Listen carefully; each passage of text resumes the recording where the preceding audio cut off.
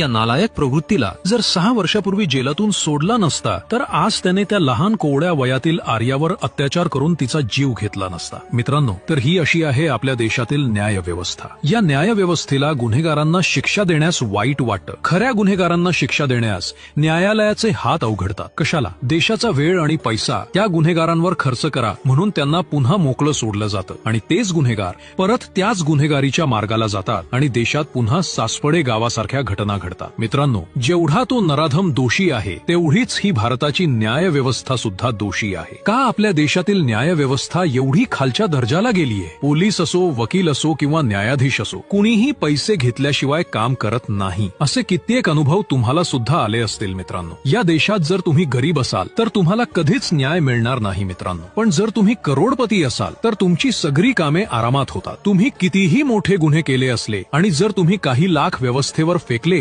की तुम्ही निर्दोष होता. ही परिस्थिती आहे. ती आर्या चव्हाण मित्रांनो आज जिवंत असती जर त्या नराधमाला वेळीच शिक्षा झाली असती. बाकी मित्रांनो, यावर तुमचे काय विचार असतील तर नक्की कमेंटमध्ये मांडा आणि हा व्हिडिओ तुमच्या सर्व मित्रांना पाठवा.